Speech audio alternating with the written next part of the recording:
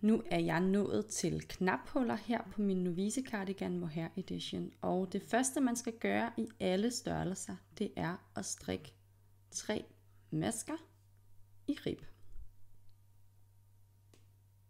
Sådan der. Og så skal jeg strikke 2 masker ret sammen. Og det gør jeg ved at gå ind i 2 masker samtidig. Sådan der. Og så strikker jeg dem ret. Sådan. Så har jeg strikket 2 masker ret sammen. Så skal jeg lave et omslag. Og det gør jeg ved at tage mit garn foran højre pind og trække det med bagover. Og det er altså det her omslag, der giver vores knaphul. Og nu er der angivet et antal masker, du skal strikke inden næste knaphul i din størrelse. Hvis du har samlet det samme antal masker op til din knapstolpe, som der står i opskriften, så skal du bare følge opskriften.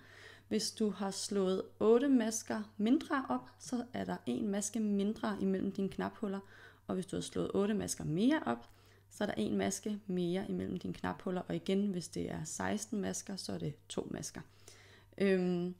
Men nu har jeg lavet omslag, og så strikker jeg bare videre i rib det antal masker, som jeg skal i min størrelse.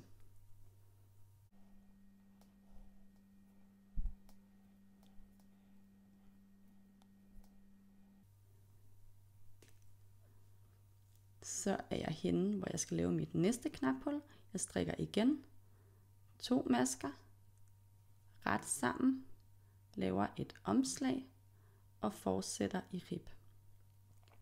Og nu laver jeg lige resten af mine knaphuller her, og så kigger vi lige på vrangsiden sammen, hvordan man strikker de her omslag.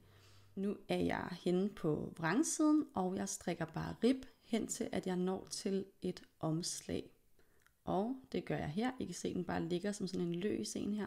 Og så koncentrerer jeg mig lige lidt og kigger og siger, okay, hvad har jeg lige strikket? Jeg har lige strikket en vrang. Så skal det her omslag strikkes ret. Så passer det nemlig ind i ribben, og den næste maske skal strikkes vrang. Sådan der.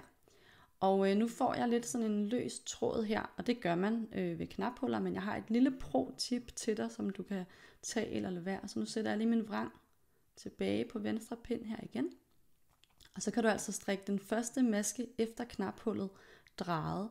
Og jeg har videoer, som jeg nok skal linke til, både på drejet ret og drejet vrang, hvis du synes, det er svært at se her. Men jeg strikker simpelthen den her vrang som en drejet vrang, hvor jeg går ind her bagfra. Sådan der. Og så får jeg altså en lidt mere tight kant på det her knaphul. Jeg fortsætter i rib, og så kigger vi lige den næste. Jeg har nemlig et ulige antal masker imellem mine knaphuller, så de skifter mellem at skulle strikkes ret og vrang.